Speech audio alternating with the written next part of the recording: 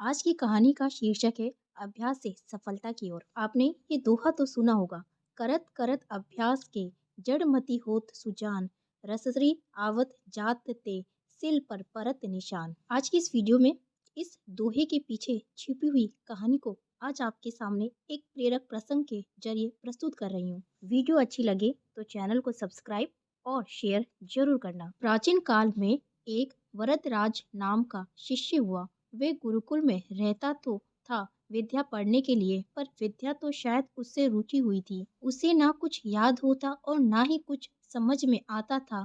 अब तो साथी बच्चे भी उसे चिढ़ाते रहते थे और उसे वर दाजे वेला का राजा कहकर बुलाते थे।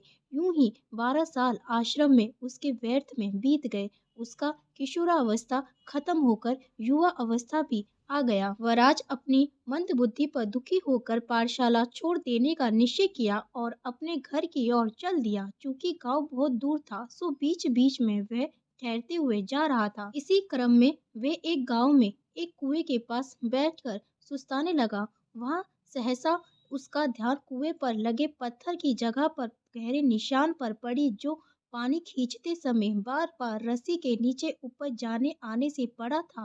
ये देखकर वह गंभीरता पूर्वक सोचने लगा कि जब बार बार इस रगड़ रूपी अभ्यास के कारण इस कुएं के कठोर पत्थर पर निशान पड़ सकता है, तो कोई कारण नहीं कि मेरी मोटी बुद्धि निश्चय पूर्वक मेहनत करने से सही काम ना करने लगे। ऐसा विचार कर तुरंत उसने घर जाने का इरादा छोड़ दिया और वापस पाठशाला पहुंचकर गुरुजी से बोला, गुरुजी आप मुझे एक अवसर और प्रदान कीजिए। मैं इस बार अपने अभ्यास से अपने पत्थर बुद्धि पर निशान बनाकर दिखाऊंगा। फिर वह बड़े उत्साह से पूरी मेहनत और दिलचस्पी से पढ़ने लगा। अब उसकी बुद्धि में भारी सुधार होने लगा। बड़ा होने पर वही वराज माना हुआ विद्वान हुआ। उसने अनेक ग्रंथ संस्कृत भाषा में लिखे। इस कहानी से शिक्षा।